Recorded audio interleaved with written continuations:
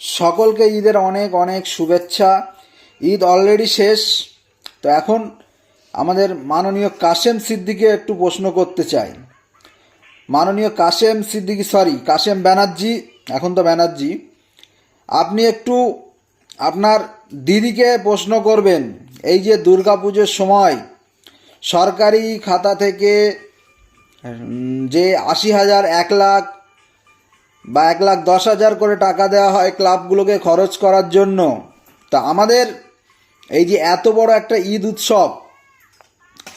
উৎসবে এই ঈদগাহগুলোতে বা কমিটিগুলোকে কেন একটি টাকাও দেওয়া হলো না?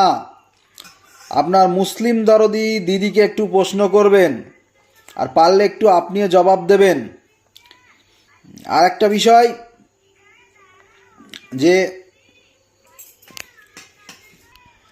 আমাদের যে ওয়াকফ সম্পত্তি আছে, সেই সম্পত্তি থেকে যে আমাদের কমিটিগুলো খরচ করবে, সেটারও তো আপনাদের দিদি আন্দোলন বন্ধ করে দিল। কেন্দ্র সরকার ওয়াকফ প্রপার্টি নিয়ে নিতে চাইছে, আমরা সেটা আন্দোলন করছি, বিরোধিতা করতে চাইছি, কিন্তু আপনার দিদির বক্তব্য আন্দোলন করতে গেলে দিল্লিতে করতে হবে।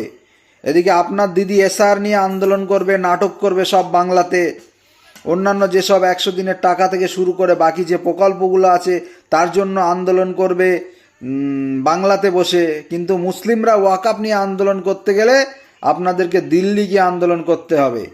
তো এই প্রশ্নগুলো অ্যাজ এ মুসলিম আপনারও দায়িত্ব আছে, কিন্তু আপনি তো মুখে কুলু পেটেছেন। তা আপনার কাছে রিকোয়েস্ট, যদি আপনি মুসলিম হয়ে থাকেন এই প্রশ্নগুলো একটু করবেন মুসলিমদের স্বার্থে।